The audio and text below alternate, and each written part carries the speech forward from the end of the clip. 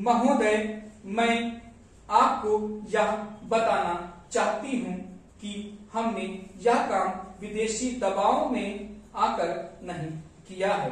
देश के भीतर रुपए के मूल्य में 36 पैसे की कमी होने का कोई प्रश्न ही नहीं है। हम विदेशों से और अधिक सहायता प्राप्त करने की कोशिश कर रहे हैं, जिससे हम अपनी आर्थिक व्यवस्था को ऐसे स्तर पर ले जा सकें कि वह स्वयं आगे बढ़ने लगे। यदि हमारे औद्योगिक उत्पादन में प्रगति शीघ्र हुई, निर्यात अच्छी तरह बढ़ा, तो हम इस लक्ष्य तक 10 ही वर्षों में पहुंच जाएंगे।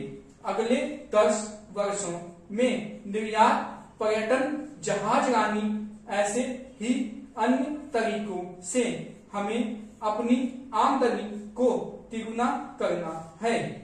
हमें निर्यात की जाने वाली वस्तुओं को बहुत बढ़ाना है, स्वदेशी को बढ़ावा देना है, ताकि विदेशी मुद्रा के घाटे को स्थायी रूप से दूर कर दिया जाए।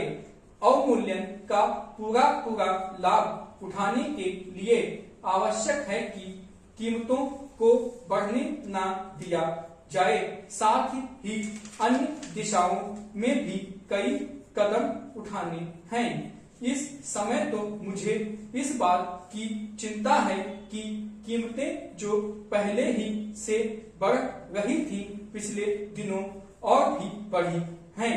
जिन चीजों को बनाने में बाहर से आया हुआ सामान नहीं लगता, उनका दाम बढ़ने का कोई कारण ही नहीं है। समाज विरोधी कार्रवाइयों के खिलाफ अनिवार्य वस्तु अधिनियम के अंतर्गत सख्त से सख्त कदम उठाए जाएंगे। जरूरत पड़ी तो शासन नए कानून बनाने के लिए भी तैयार रहेगा। सभी नागरिकों से, उपभोक्ताओं तथा उत्पादकों से मैं आग्रह करती हूँ कि दामों में वृद्धि न होने दे। मुझे बहुत से जिम्मेदार कारखानेदारों ने आश्वासन दिलाया है कि वे अपनी चीजों के दाम नहीं बढ़ने देंगे। प्रत्येक नागरिक को अनाज, वनस्पति, मिट्टी के तेल जैसी आवश्यक वस्तुएं सही कीमतों पर मिल सकें, इसके लिए हम जरूरी प्रबंध कर रहे हैं।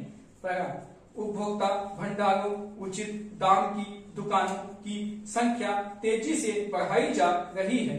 बाजारों में जरूरी वस्तुओं की आमद और कीमतों के संबंध में जानकारी प्राप्त करने के लिए नियंत्रण कक्ष जैसी व्यवस्था कायम की जा रही है।